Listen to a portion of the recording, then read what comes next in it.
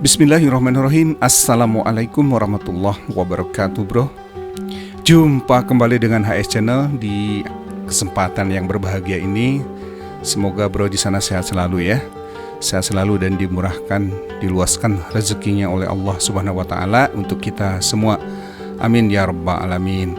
Oke bro, ini ada sebuah berita menarik lagi-lagi tentang lembaga survei. Kebetulan kenapa menarik? Karena baru kali ini rasanya di menjelang Pilpres 2024 nanti ada somasi terhadap lembaga survei. Kalau tidak salah baru kali ini dilakukan oleh Nasdem dalam hal ini, setelah Denny JA yang ini ada fotonya bro ya, yang merupakan pendiri lembaga atau lingkaran survei Indonesia ya, bukan lembaga survei Indonesia, ada LSI, ada Denny JA ini di lingkaran survei Indonesia. Namanya agak mirip dengan LSI yang sebelahnya ya. Begini bro ya, saya selalu disclaimer bahwa ini memang pendapat saya pribadi dan merupakan keyakinan pribadi ya. Kalau saya selalu menyisakan ruang tidak percaya kepada lembaga survei sebelum lembaga survei itu transparan siapa yang mendanai mereka. Karena yang saya pahami, sebuah survei itu membutuhkan dana yang tidak sedikit, dan jika itu dilakukan hampir tiap minggu bahkan sekarang itu menjelang Pilpres, pasti lembaga survei itu terus bergerak. Hampir sebulan 2 kali itu merilis hasil surveinya, dan itu pasti butuh dana yang besar. Saya hanya ingin tahu siapa atau apakah itu didanai sendiri. Nah, kalau mereka betul-betul bisa membuktikan didanai sendiri dengan tentu saja dengan metode yang benar, maka ruang kepercayaan saya semakin bertambah. Barangkali begitu kira-kira disclaimernya ya bro. Tentu saja mungkin pendapat saya bisa berbeda dan itu sah-sah saja ya bro. Kita selalu menghargai perbedaan pendapat ya di ruang-ruang seperti ini. Oke bro, ada kabar di berita yang lain, yaitu Nasdem mensomasi Denny JA ini ya. Nah, sedangkan yang dilansir Monitor ya, tadi kira-kira pagi tadi, ini ada jamnya, jam 8.51 ya. Nasdem, hasil survei Denny JA bertolak belakang dengan fakta. Oke, saya baca dulu ya. Jakarta, Monitor Indonesia. Dewan Pimpinan Wilayah DPW Partai Nasional Demokrat Nasdem Sumatera Utara Sumut menilai hasil survei Lingkaran Survei Indonesia LSI Denny JA tidak sesuai dengan fakta yang sesungguhnya di lapangan. Pasalnya, calon presiden Capres Anies Baswedan yang diusungnya selama ini terus melakukan safari politik di berbagai daerah termasuk Sumut. Hasil survei itu bertolak belakang dengan realita dan fakta di lapangan yang kami dapatkan, kata Ketua DPW Nasdem Sumut Iskandar Senin tanggal 9 Oktober kemarin. Ia pun meyakini Anies Baswedan dapat menang mutlak di 20 kabupaten kota di Sumut. Jadi kami meminta dengan tegas kepada LSI Denny JA untuk menyampaikan bagaimana penerapan dan metodologi yang dilakukan dalam survei tersebut, tutur Iskandar. Oke, kita jeda sedikit ya bro ya, kita coba reaksi supaya tidak terjebak baca melulu ya. Oke, di sini disampaikan intinya begini, hasil survei yang dikeluarkan oleh LSI-nya Denny JA ini tidak sesuai dengan fakta di lapangan. Dan saya kira ini bukan hal yang baru ya. Saya menyaksikan sendiri, mengalaminya sendiri bahwa di lapangan itu berbeda sekali kondisinya dengan hasil lembaga survei. Tapi saya tidak kaget karena tadi disclaimer tadi ya. Apalagi kalau mengikuti apa yang pernah disampaikan pengamat ya. Intinya beginilah. Salah satu lembaga survei yang pasti itu lembaga survei yang kredibel dan terakreditasi katanya, dan juga pastinya mainstream. Itu metode ini Ketua DPW Nasdem Sumut ini menyampaikan bahwa atau mengatakan bahwa metodologi yang dilakukan survei tersebut ya. Nah, dari sisi metodologi bro, lembaga survei itu bisa saja benar ya, metodenya.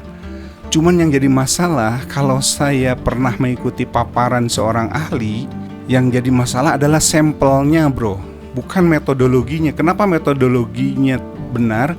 Karena kan kalau pengolahan data itu jelas ya, ada ilmunya. Jelas ada ilmunya lah, kurang lebih ilmunya itu salah satunya adalah statistik. Kurang lebih seperti itu, dan tentu saja bukan satu-satunya ilmu itu, tapi dasarnya pasti statistik lah. Tidak mungkin orang itu melakukan survei tanpa melibatkan sebuah pengolahan data yang tentu saja bagian dari statistik, ilmu statistik ya bro ya. Jadi perlu saya jelaskan bahwa bukan masalah metodologinya.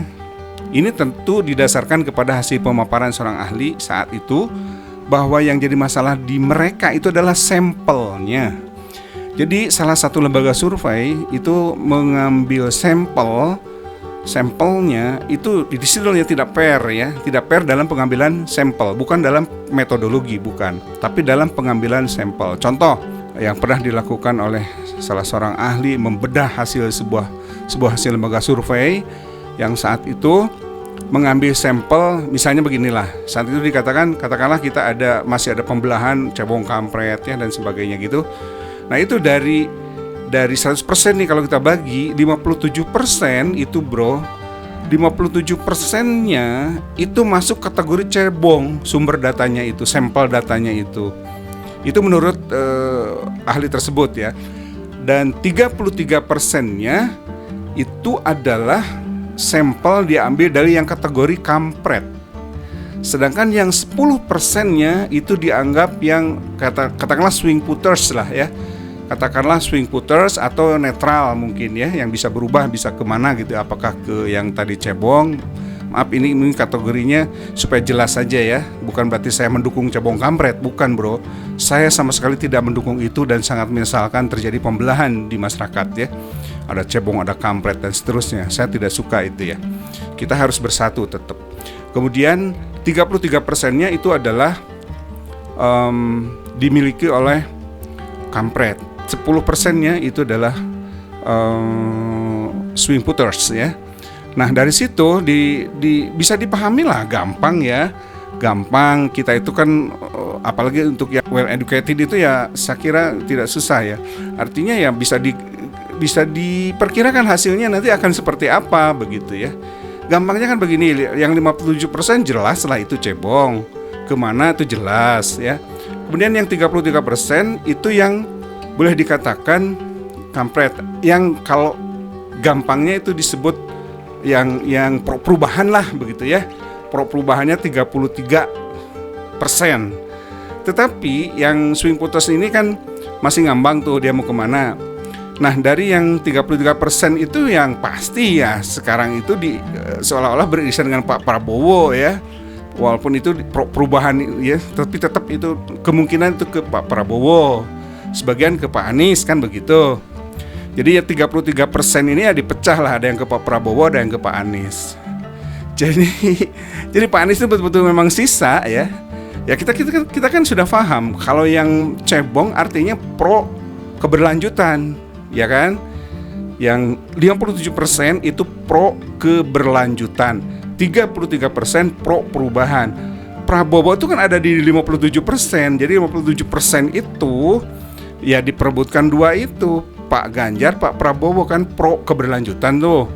Nah, sementara yang 33% itu kan pro perubahan. Ada yang ke Pak Prabowo, ada yang ke Pak Anies. Yang pasti Pak Anies tidak akan bisa mengambil yang 57% itu. Pak Prabowo bisa, wong Pak Prabowo itu pro keberlanjutan kok. Ya sudah jelas ya, beliau mengatakan seperti itu kurang lebih. Jadi ya pastilah Pak Anies itu paling bawah terus. Nah, jika semua lembaga survei yang dianggap kredibel tadi menggunakan sampel yang seperti itu, ya bisa kita bayangkan hasilnya akan seperti apa. Dan itu masuk akal bro. Kenapa masuk akal? Karena mereka kan harus memenangkan yang bayar. Yang bayarnya mana nggak tahu sih sebetulnya. Cuman kan tentu saja dari sekian katakanlah 20-23% yang jatuh ke Pak Anies ini secara nasional misalnya ya, secara nasional, yang kemudian secara diturunkan lagi di Sumatera Utara jadi 5%, ya masuk akal sebetulnya kalau cara pengambilan sampelnya seperti itu ya, bukan masalah metode dalam hal ini ya. Untuk Pak siapa ini ketua DPW ya, sepertinya ya harus ditelusuri, itu adalah harus dibedah, itu adalah masalah sampelnya itu ya seperti apa gitu. Jadi saya tidak terlalu sulit memahami kalau Pak Anies bakal selalu tertinggal selama sampelnya tidak fair gitu ya. Itu kita lanjut dulu ya, mudah-mudahan nanti ini bisa berkembang. Selain itu, DPW Nasdem menyatakan siap melayangkan somasi terhadap LSI Deni JA itu. Wah, ini sudah, kalau nggak salah sudah dilayangkan, kalau tidak salah ya bro. Sebab elit Nasdem juga geram dengan survei LSI Deni JA yang menyebut bakal capres Anies hanya peroleh suara 5% di Sumatera Utara. Somasi tersebut akan dilayangkan ratusan advokat yang tergabung dalam Badan Advokasi Hukum Bahu DPW Partai Nasdem Sumut. Iskandar menjelaskan somasi tersebut berkaitan dengan hasil survei yang dirilis LSI Deni JA tentang elektabilitas baca pres di Sumut. Ia menuturkan dari informasi dari media massa bahwa baca pres Ganjar Pranowo memperoleh 65%. Wah, gede banget ya. Prabowo Subianto 30%. Sementara Anies cuma dapat 5%.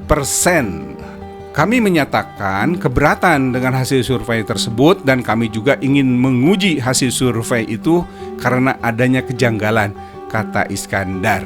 Dalam survei tersebut dinilai ada kejanggalan. Iskandar lantas menekankan kejanggalan tersebut seperti pada Mei 2023 bahwa LSI Deni JA juga pernah merilis hasil survei elektabilitas Anies Baswedan memperoleh 32,6%.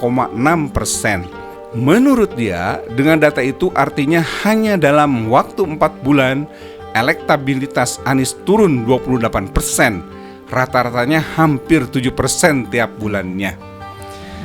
Itulah bro beritanya. Jadi intinya DPW Nasdem Sumut ini akan, atau bahkan mungkin sudah ya bro ya, melayangkan somasi terhadap LSI Deni JA ini, dan diharapkan ada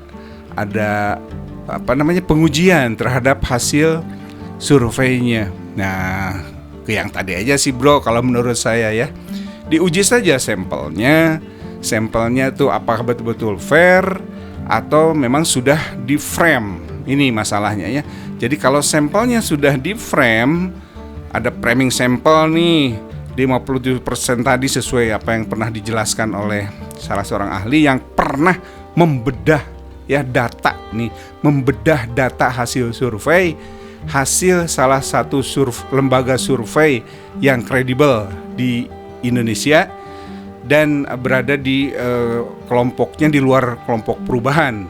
Nah itu 57%-nya itu dari kategori pro keberlanjutan, 33% pro perubahan, dan 10%-nya adalah swing voters. Swing voters ini ya bisa kemana aja sih sebetulnya ya.